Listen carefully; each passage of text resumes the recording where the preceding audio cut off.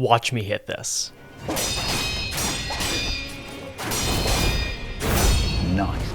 This boss fight might be one of my favorites in all of gaming. It's not because of the aesthetics or the difficulty, or even the story.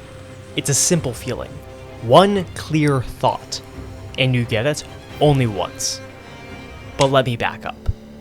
Sekiro: Shadows Die Twice is an open-world action RPG released by From Software between Dark Souls 3 and Elden Ring. Instead of using rolling as one of its main mechanics, Sekiro opts for parries, or rather, deflects. At this point, at the end of the first act, you have probably fought 5 to 8 mini-bosses and 1 to 2 main bosses, leading you to face off against Genichiro, a master swordsman and antagonist that chopped your arm off at the start of the game. So you fight, die, revive, die again, and again, and again. You get frustrated, unable to succeed, until you realize, oh, I can just parry everything, and then I'll win. Congratulations, you now have what it takes to beat the rest of the game. Many people, including Jacob Geller, peace be upon him, have spoken on how Sekiro inspires perfection in its players. Now, while I do not entirely disagree with this thesis, we need to distinguish between perfection and mastery. Sekiro, even modded Sekiro, does not demand perfection from its player base. It aims to teach the basic mechanics, mastery, and creativity. People, the world, life are inherently imperfect, making perfection a definitionally inhuman standard, an impossible goal that we can't really reach. Seeking perfection means divorcing yourself from your humanity. People, the world, and life are beautiful, but true beauty is something that attacks, overpowers, robs, and finally destroys. True beauty is perfection. So, then what does it mean to be ruled by perfection? I will restore Ashina to glory. Genichiro is obsessed with becoming stronger. Unlike Isshin or Kuro, Genichiro was not born to the Ashina clan, but instead adopted and gained influence through relentless training, learning the floating passage combat art, heretical lightning generation, and coats his body in the rejuvenating sediment in order to fight on after he would normally die. But it still isn't enough. Sekiro as a game does not demand perfection. Now, I'm not saying it's easy, but it is shockingly forgiving. Blocking and imperfect parries do stop damage from most attacks, and can lead to staggers. But there is no guarantee that enemies will go for the kill once you're staggered, except for your dad, who will not hesitate to stomp the shit out of you if you're caught lacking. But you can still roll away if you're that guy, and Sekiro wants you to feel like that guy.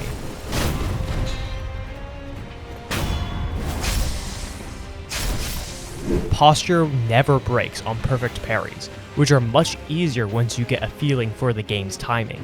And even if you get hit, you have tons of healing items, and even if you die, you always have at least one revive. But the divide between perfection and failure is rather narrow. Playing poorly quickly results in defeat.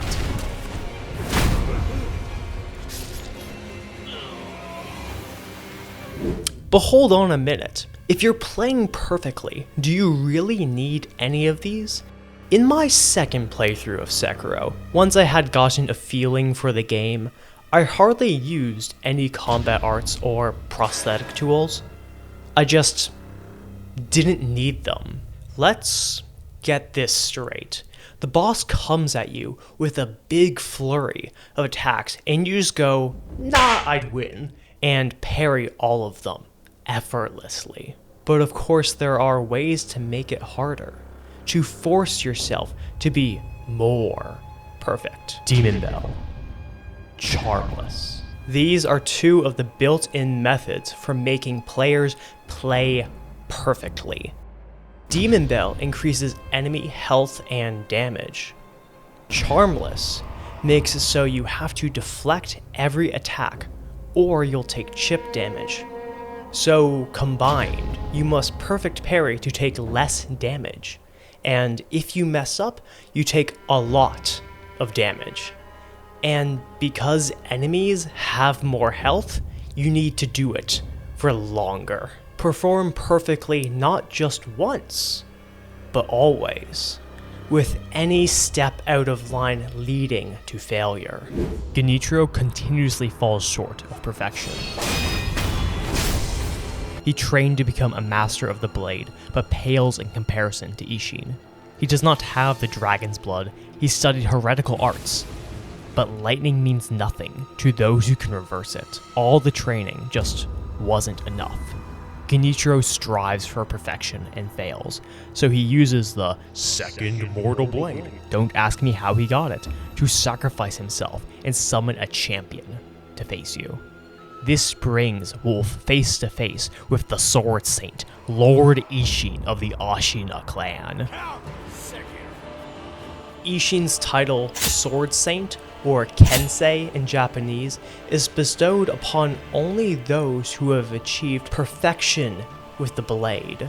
Someone whose skill transcends mortal bounds. But this isn't just some epic epithet bestowed on the boss, but a real title that a few have achieved in their lifetime. One of these was not just a legendary swordsman, but a writer, artist, vagabond, if you would. I am of course talking about Musashi. Musashi was born in the latter portion of the Warring States period in Japan, to a well-renowned swordsman father and a mother that died in childbirth. See, we're already getting off to a good start. Classic protagonist energy. In his middle teen years, Musashi left his village, engaging in various duels, building notoriety, and finding himself at several key battles within the end of the Warring States period. But one of the more significant feats of Musashi, the ones that elevate him above just any swordsman to the status of Kensei, is his reported 62 undefeated duels, many of which were to the death. One of the things that elevates Musashi in my eyes is not just his legendary reputation. History is replete with examples of legendary warriors, heroic acts of bravery, commanding presences. The thing that elevates him is that he wasn't just a warrior, but an artist and writer as well. In Musashi's later years, he wrote the Book of Five Rings, an extensive treatise on swordsmanship and philosophy that only someone who's truly in love with the work can write. Doggedly practical, yet surprisingly open-minded. Perfection lies in the process after all, a process that continues onwards, even after your death. Something that inspires another generation. There is no one way to salvation. Whatever the manner in which a man may proceed, all forms and variations are governed by the eternal intelligence of the universe that enables a man to approach perfection. It may be in the arts of music and painting, or it may be in commerce, law, or medicine. It may be in the study of war or the study of peace. Each is as important as any other. Spiritual enlightenment through religious meditation such as Zen or any other way is just as viable and functional as any way. A person should study as they see fit. Hesitation is defeat. Yeah, I know. In Sekiro, you don't fight Musashi, but Ishin feels like a similar battle. The final boss, Genichiro and then Sword Saint Ishin, is a 4-phase boss fight, the longest in the game, testing everything that you've learned. After spending hours beating him on my first playthrough, I spent several more just re-fighting the Sword Saint again and again to become better, so I could achieve perfection.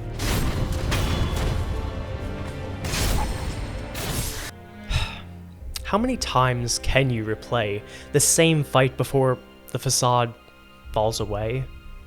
Perfection isn't even required.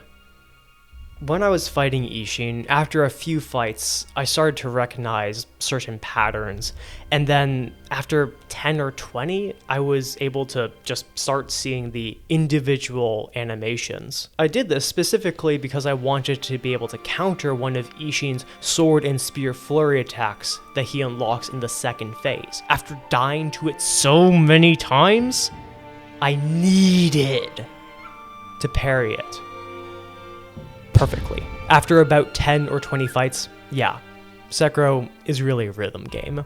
Seeing all the animations turns you into some sort of Lex Luthor calling out the optimal responses.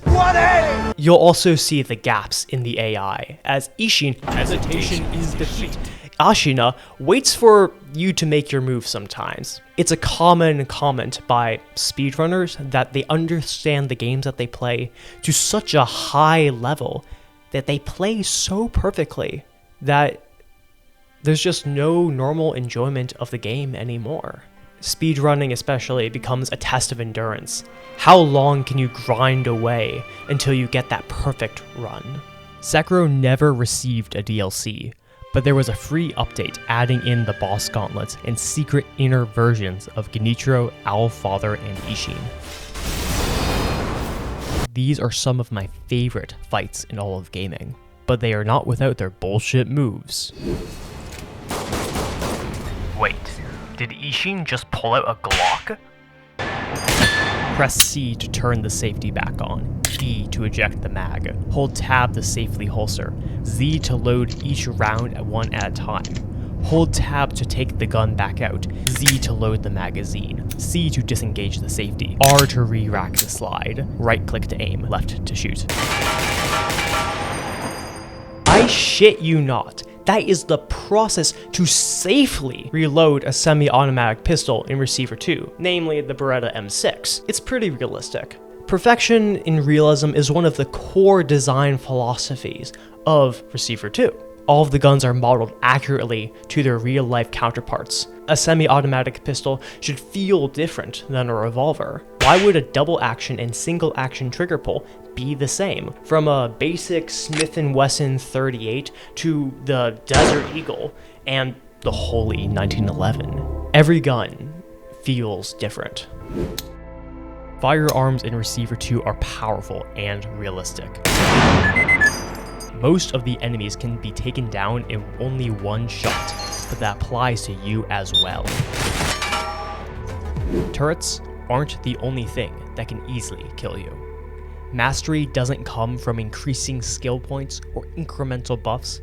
It comes from familiarizing yourself with the controls, drilling in the training hall, and spending time behind the barrel. And if you don't, you die. Don't aim quickly enough, you die. Holster too quickly, you die. Even though ammo is hard to come by, guns are still the leading cause of death. Firearms can have realistic malfunctions, such as failures to feed or stovepipes, but both of these require specific on-the-spot maintenance. This difficulty makes each shot feel earned, with the threat of a single death sending you back a whole level. The game pushes you to be careful, to act perfectly, to master your controls, to understand their inner workings. John Moses Browning was put on the earth to do one thing: make guns. And he was a Moran, so he probably believed it. During his 71 years on God's green earth, he designed, iterated upon, and left incomplete numerous designs for handguns, rifles, machine guns, shotguns, and cartridges. He simply would not stop. To just name a few things that he made, sorry for people who aren't gun people, I'm not necessarily a gun person, but yeah. The Colt 1903, the Winchester 1887 pump-action shotgun, the Winchester 1886 repeating rifle, the 1918 Browning automatic rifle, the 1919 Browning machine gun, the 50 BMG. Neck itchers beware. The B in 50 BMG stands for Browning. I have a Serbu bore in 50, chambered in 50 BMG. I know exactly how this gun fails when it's overpressured, but we're not going to talk about that. Pause for a second. Close your eyes. Imagine a handgun, the profile of the pistol, the luxurious shape of the slide. What does it look like? To me, I imagine a Colt 1911 as the platonic ideal of a handgun. Surprise, surprise, also made by John Moses Browning. Chambered in 45 ACP, the Lord's Caliber. It is an iconic piece of US military history. 2 world wars after all. But if I keep on talking like this, I'm going to need to bust out the incense. Browning was awarded 128 different patents in his lifetime, and his designs have defined firearms since their invention. Like, you know how pistols have that thing where they on the slide? Yeah, that was a Browning design. Even some of his incomplete schematics, such as the Browning High Power, were continued on after his death. But enough glazing. What does this have to do with perfection? Simply put, perfection demands continuous alteration and improvement. Although Browning faced some issues with manufacturers or patents over the years, his relentless iteration and focus on multiple platforms catapulted an entire field of manufacturing over the course of only a few decades. Browning's designs live on after his death. Devotees to the pursuit of perfections transcend time. Technique and art last even after ignominious deaths. Everything in Receiver 2 is trying to kill you. So perfection lies in treading that line between success and failure. Automated turrets only warn you of their presence through the indifferent whir of motors and then click of an engaged targeting system. But one of the greatest dangers, the thing that keeps you from perfection, is yourself. As mentioned, holstering your weapon can cause an accidental discharge. In the shooting range challenges, after grinding on the different targets, I finally unlocked the Desert Eagle, chambered in a massive 50 AE. While holstering the still loaded firearm, I forgot to flick on the safety and shot myself. It was the first time I had died at the range. Receiver 2 makes every gun about as reliable as a SIG P320 to a nearly comical degree. It's not entirely unrealistic. While numerous US states such as Massachusetts or California have restrictive gun laws, assault weapon bans, and legal requirements for how to properly store your guns, when you buy a gun, the person you are most likely to kill with it is yourself. In houses with firearms, suicide rates drastically increase, not just for the owner, but anybody living there. For many gun owners, aside from the fear of the mythical home invasion or perverse desire to kill somebody in self-defense, or the absolutely delusional story that they tell themselves about rising up against a tyrannical government, there is something we need to keep in mind. The simple fact is that guns are toys. Responsible toys for responsible adults. But toys. Toys that are statistically likely to kill you. When life and death is in the balance, you need perfection.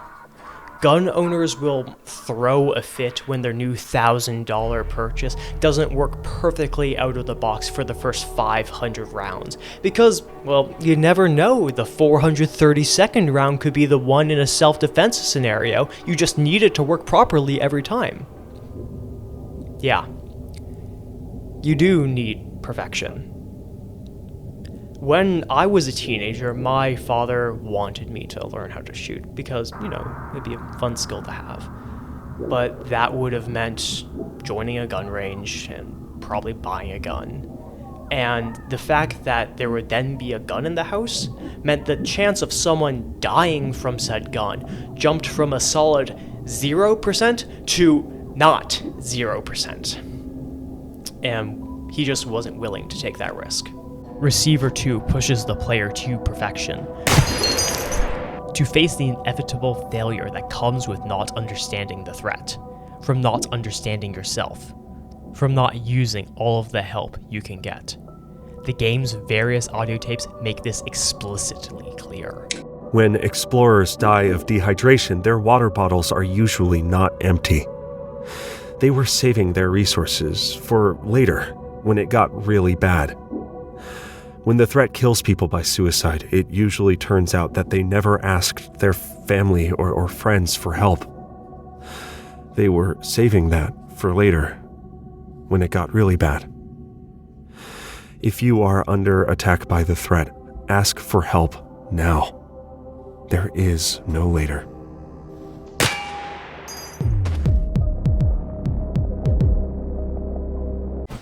Perfection means striving to be better, to do more, to be more, to become stronger, strong enough to stride above all others.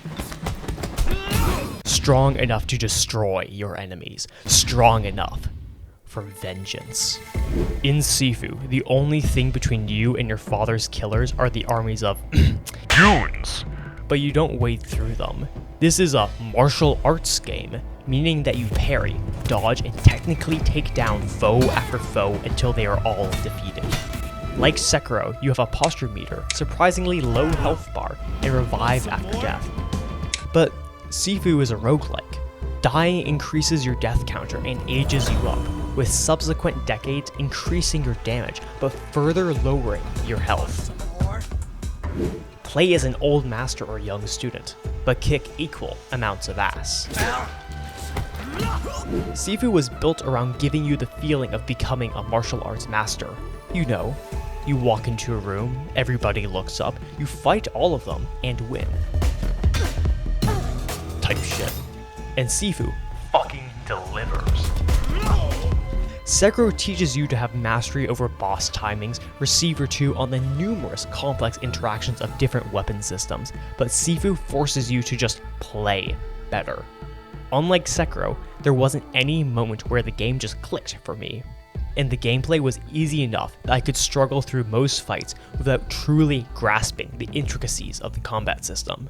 But the game wants to give you so much more, to perfectly counter every attack, every grab, to use the environment in the right way. Simply put, the game wants you to feel like Bruce Lee, but you have to work for it. Fighter, philosopher, movie star, the founder of Jeet Kune Do, the one-inch punch. Bruce Lee's story is one of continuous improvement. Whether it be in Hong Kong, Los Angeles, or Seattle, he looked around, went, "Yeah, that shit looks cool," and incorporated whatever he saw into his unique fighting styles. He even used bodybuilding techniques in his fitness plan and became obsessive over diet. To Lee, martial arts wasn't just about fighting, but it was a method of physically and spiritually elevating oneself. A way of living one's life that consumes everything. Perfection requires devotion. In the words of another, it is possible to turn your life into a line of poetry, written with a splash of blood. Even to a skilled player, perfection is never enough. The campaign has a defined endpoint, only 5 levels. Roguelikes, am I right? But then there are also the challenge modes, and let me tell you, I thought I was competent at the game. The challenge modes shut that shit down. When faced with a horde of enemies, being forced to properly respond to all attacks, I became aware of just how few revives I have. The body is surprisingly fragile. It is easy for us to think about our bodies as just organic machines that keep on going, but even using that analogy, things break over time. This is especially true for people in combat or contact sports. Have you ever heard the term punch drunk?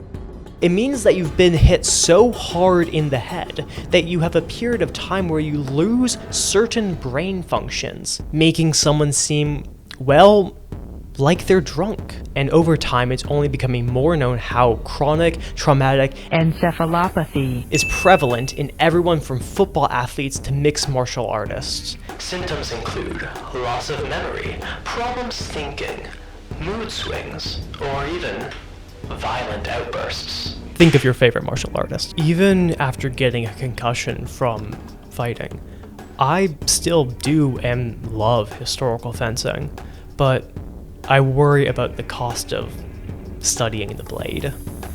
Every bout I take, every fight is a risk, and am I willing to lose myself just to become a better fighter? Die, revive, fight, die, revive, fight again, on and on until our bodies fail us.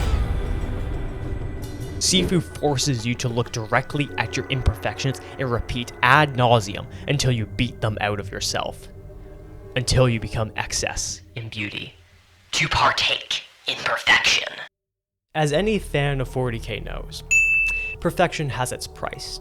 She who thirsts demands much from their supplicants, but there is much to gain. Pleasure beyond imagination, excess in all things, mastery, immortality, perfection. Lore time. Fulgrim and the Third Legion changed as they strove for higher honors. Their parallel legion, the 10th, gave themselves iron hands to purge the weakness of the flesh. And then on Isvan, Fulgrim kills Ferris, and they put their sons on the road to perdition. The Third do unspeakably inhuman things to themselves, and the 10th purge any humanity that they have left. I don't really give a shit about the Emperor's Children or the Iron Hands or even Fulgrim or Ferris. I think they're fine, but I do think about losing oneself in the pursuit of something greater. While I was researching this video, I learned things that I didn't expect.